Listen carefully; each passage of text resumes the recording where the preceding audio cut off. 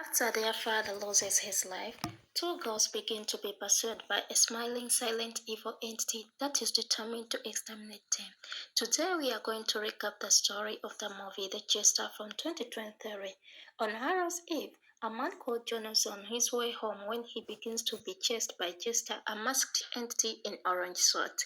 On the way, the man sees a child watching him in a dark alley, but he decided to just ignore it and keep walking. A few meters ahead, the girl reappears again in his path, and John closes his eyes as tight as he can, making the hallucination disappear. Thoughtful, the man picks up a Polaroid photo and reveals that the girl he's looking at is actually his daughter. After some time looking at the photography, John decided to call the girl, who is now an adult.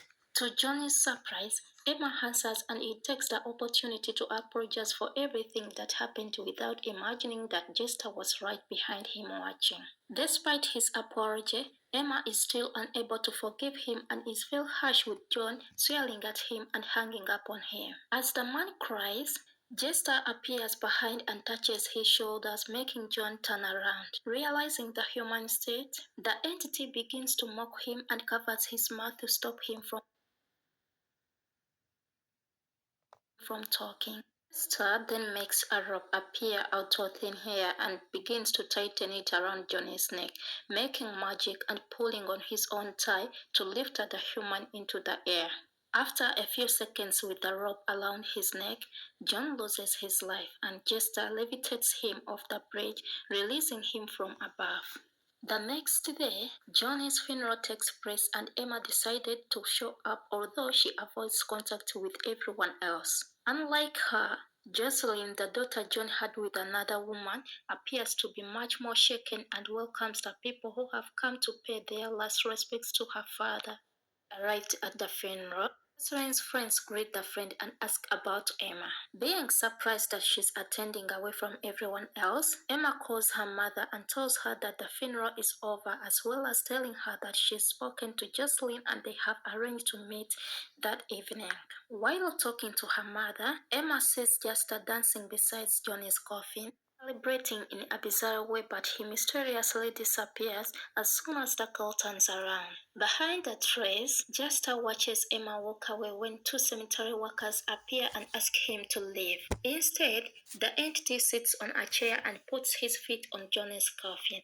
Makes one of the employees take out his cell phone to call the police. As he calls, the other man falls onto the ground out of nowhere and hits his head on a log. Desperate, the man speaks to the emergency services and asks for an ambulance to come to his aid. When he approaches his friend to see if he is still breathing, the man realizes that his shoelace has been tied and that's why he's fallen. At that moment, attendant asks where they are so that she can send an ambulance, but before he answers, the employee starts choking and spitting up blood. Out of nowhere, apple comes out of the man's mouth and he's eliminated without understanding what has happened. In the evening, Emma goes to meet Jocelyn and sits down next to her to talk. Trying to be friendly, Jocelyn offers her a drink and thanks her for coming, bringing up various subjects to try to keep the conversation present. After many bottles, Jocelyn takes courage and hands Emma an envelope showing her the photo that was in Johnny's pocket at the moment he supposedly took his life. As soon as she sees the Polaroid, Emma is fully upset and is extremely rude to her stepsister. Realizing that she doesn't intend to get any closer, Lynn asks why Emma came to the funeral and she tells her about the day John abandoned her and her mother. Emma says that she has hated her own father since that day and that the feeling grew even stronger after discovering that he had married another woman, a second daughter. Finally, Emma says that she came to the funeral in search of peace. When she confirmed that John really was eliminated but nothing has changed and still has the same negative emotion even after seeing the coffin. After an argument, Emma leaves angrily and Josephine takes the photo back, leaving the bar rather upset. On the street, Emma is walking home when she meets Jester, who tries to do some magic tricks for her.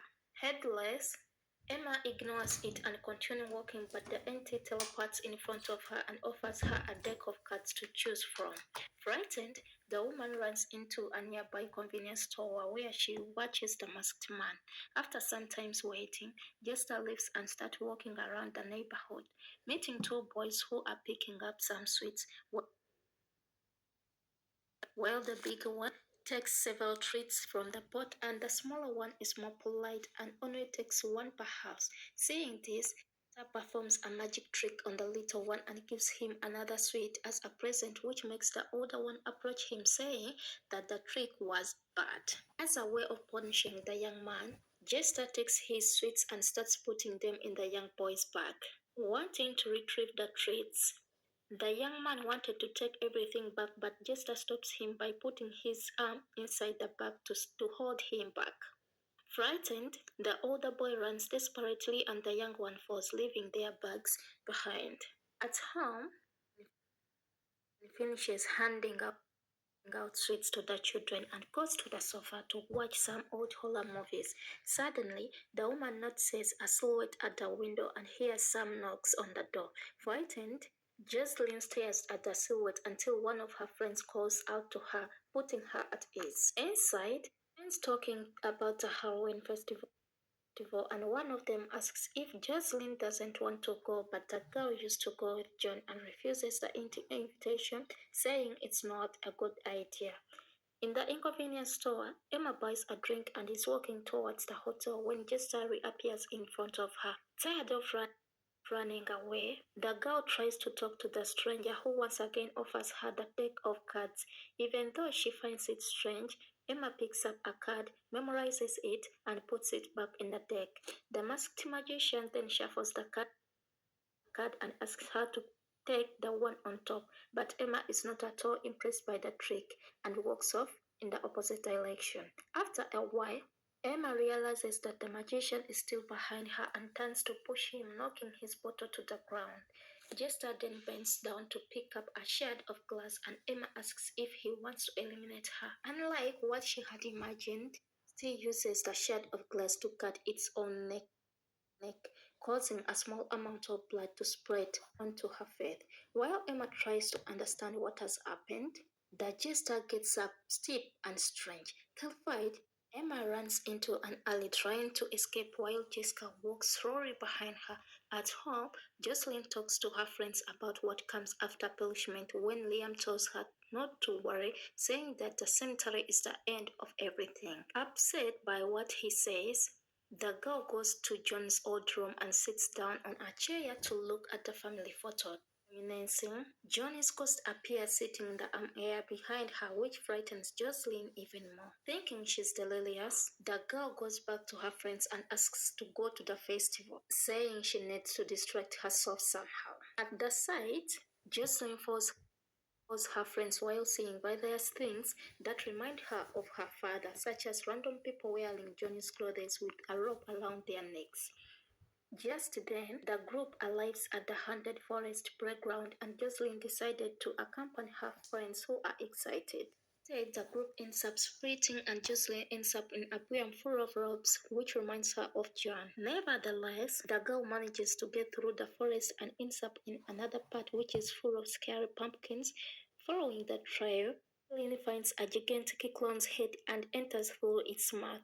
Inside, the frightened woman sees her father's legs dangling and begins to go in shock, made worse when one of her friends sneaks up behind her. Shaken, the girl runs outside and begins to cry, missing her mother and father. Jocelyn regrets saying that she thought she could still have a family, and that's why she tried to get closer to Emma, but it didn't work, and now she feels totally alone. In the store, Emma arrives bloodied and tries to tell the attendant what she saw, but the man thinks she's delirious from drinking and doesn't believe her. As the woman refuses to leave, the employee calls the police and Emma again tries to explain what she saw, but once again the officers don't believe that the masked man got up after taking his own life. As she tries to explain her source, Emma sees Jester enter the store and walk around until he stops behind the policeman. On seeing the masked man, Agents ask him if he has seen Emma before and ask him to remove the costume, but Jester just ignores them and teleports behind the car.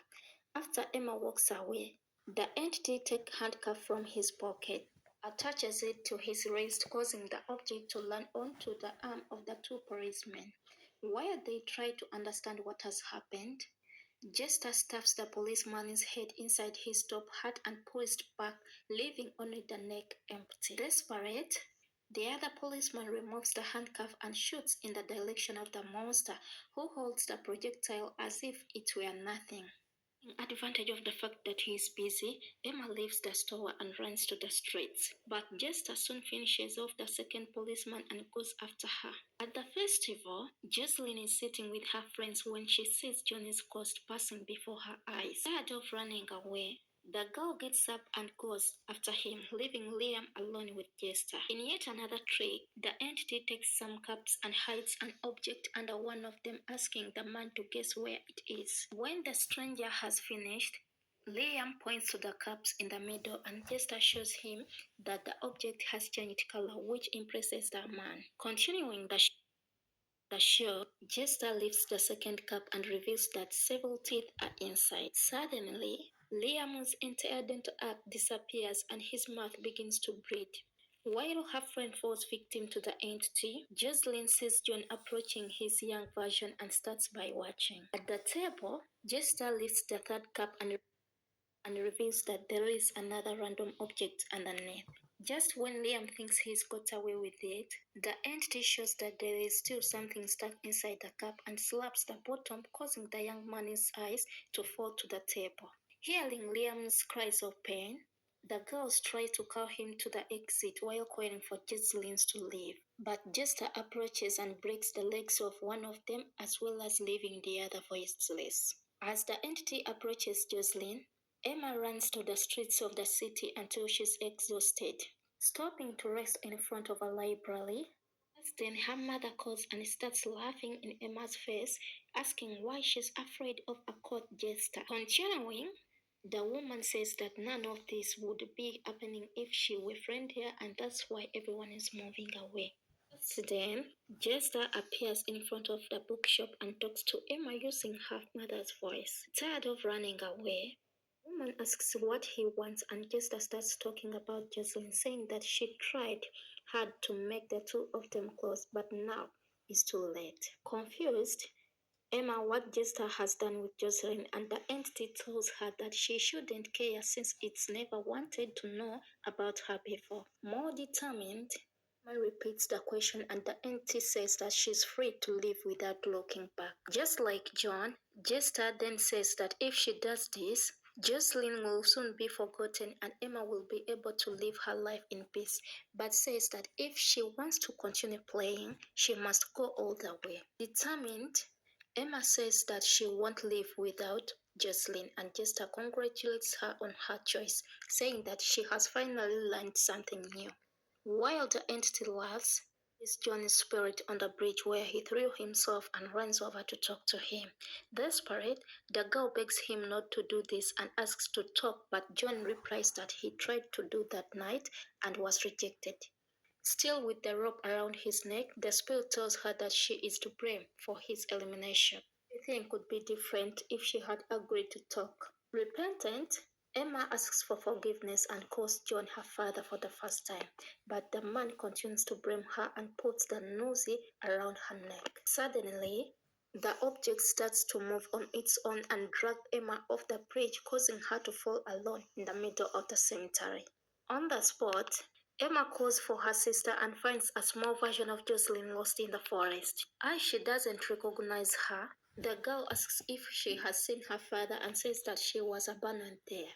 But Emma soon realizes that this is not an illusion and continues looking for her sister. As the woman walks away, the little Jocelyn claims that she is the real daughter and Emma is just a make-believe, but the woman manages to resist her taunts and continues walking in search of the real Jocelyn. A few meters ahead, sees John and little Jocelyn entering a strange building and decides to go after them. Find the two of them happily carving pumpkins for Halloween. Seeing his eldest daughter says that he never wanted Emma and that she was just a mistake. With a knife in his hands, the man approaches his daughter and says that he was never able to be happy because of her, claiming that even if he had a new family, the memory that Emma existed was enough to take away his happiness. At that moment, he points the knife at his own chest and sticks the blade in all the way. Seeing Emma cry, the man asks why she is doing this and says that his elimination should make her happy. John then asks her if she feels guilty and says Emma will have to live with this for the rest of her life. Not knowing what to do, the woman asks for Jocelyn's help, who approaches her to mock her, saying she feels sorry for her and mentioning how pathetic she looked at the funeral. Closer up, Jocelyn takes the knife to John's chest and says that Emma had a chance to put things right and wasted it, saying that she's a burden to everyone around her. Finally, Jocelyn says that she doesn't want to live with Emma and hands her the knife her own life, saying that it will be her last act of kindness to the world. With the bread in her hands, Emma begins to cry until she remembers that none of this is real and plunges the knife into Jocelyn's stomach. At the moment, tension is broken and Emma realizes that she has pierced Jocelyn's for real, causing her to fall to the ground. She struggles to stay alive. While trying to help Jocelyn, Jester approaches and Emma takes the opportunity to strike several knives close to the entity's heart, saying that he is a disease karma. Emma tells Jester that she won't run away anymore and that he can do whatever he wants with her as long as he leaves Jocelyn alone. Instead, the entity just walks away and leaves the two to get help. Sometime later, Emma